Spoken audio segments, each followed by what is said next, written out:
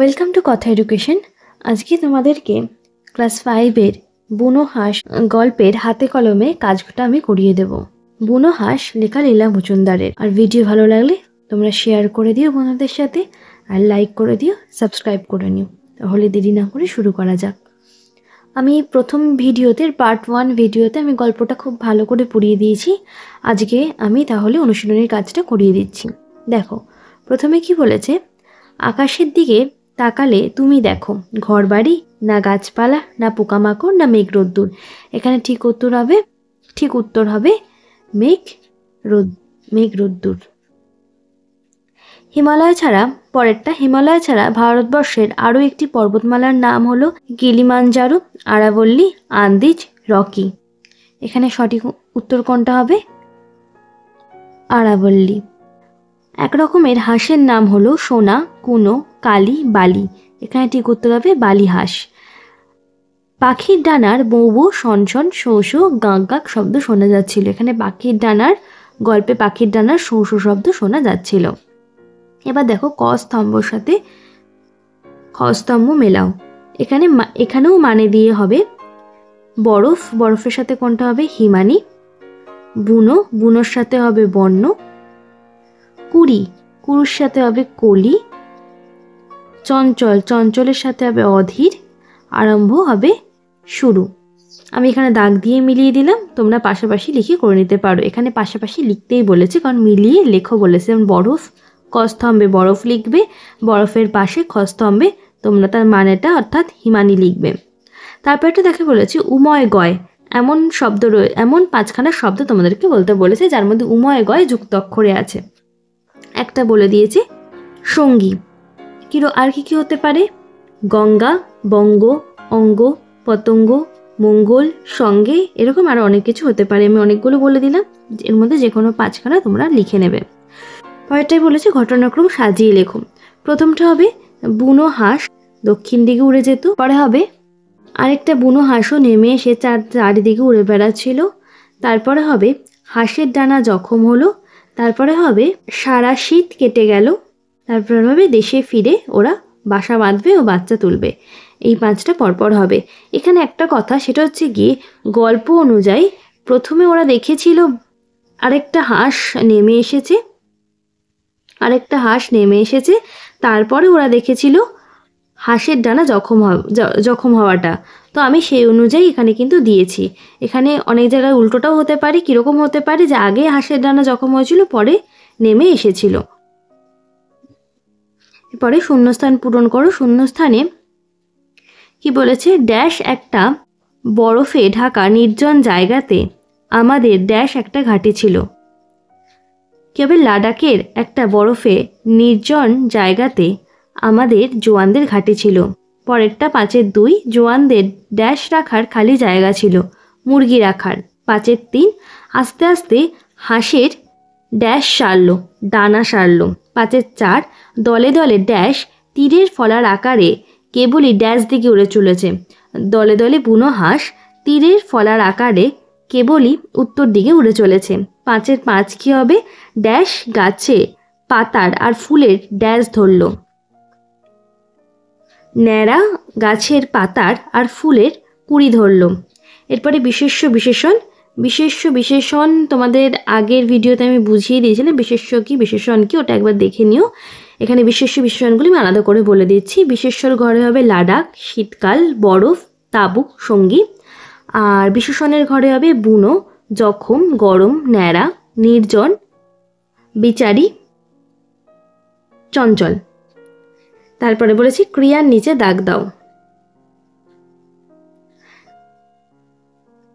বাড়ির জন্য ওদের মন কেমন করত। ক্রিয়া মানে কাজ, এখানে ক্রিয়া হবে করত।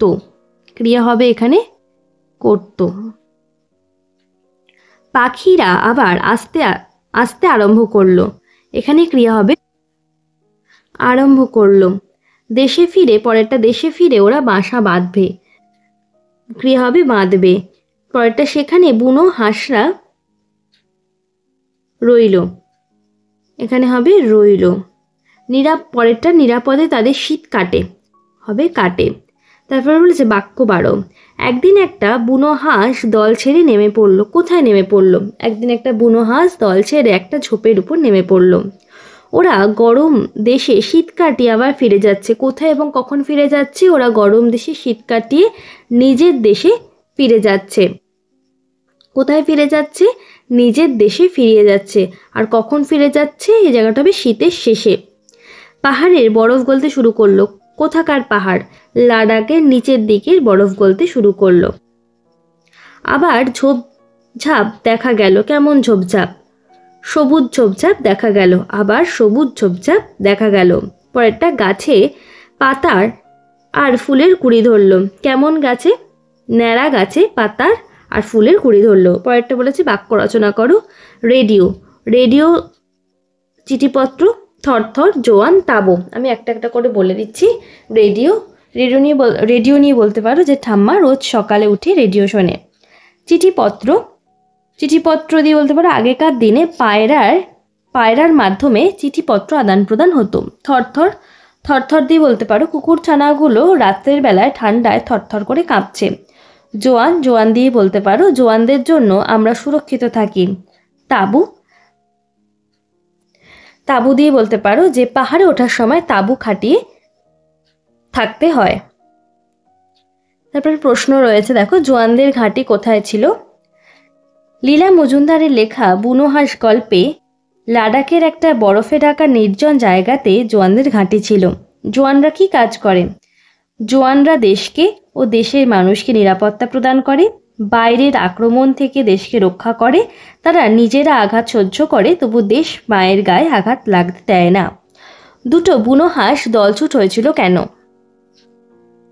লীলা মজুমদারের লেখা বুনো হাঁস গল্পে দুটো বুনো হাঁস দলছুট হয়েছিল কারণ একটি বুনো হাঁসের ডানা জখম হয়েছিল, আর সেই জন্য তার সঙ্গী তার সাথে নেমে এসেছিল আর তার চারধারে ঘুরে বেড়াচ্ছিল। পরের প্রশ্ন, বুনো হাঁসেরা জোয়ানদের তাঁবুতে কি খেত? বুনো হাঁসেরা জোয়ানদের তাঁবুতে টিনের মাছ, তরকারি, ভুট্টা, ভাত, ফলের কুচি এসব খেত। হাঁসেরা, পরের প্রশ্ন বলেছে হাঁসেরা আবার কোথায় কোথায় কখন ফিরে হাঁসেরা আবার কোথায় কখন ফিরে গেল?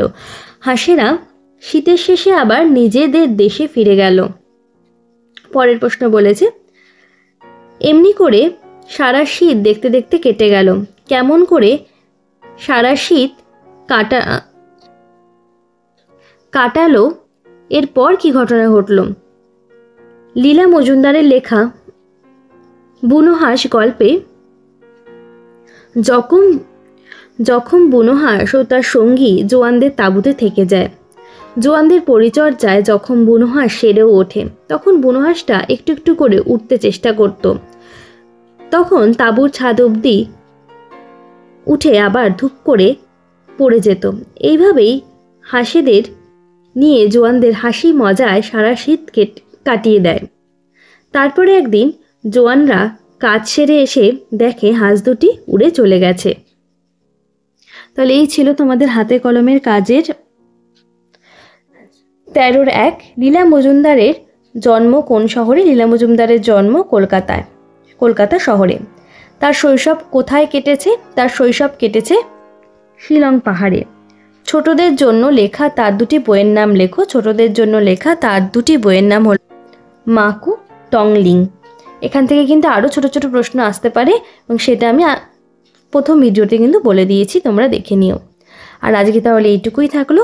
ভালো লাগলে একটা লাইক করে দিও, সাবস্ক্রাইব করো আর বন্ধুদের সাথে শেয়ার করে নিও।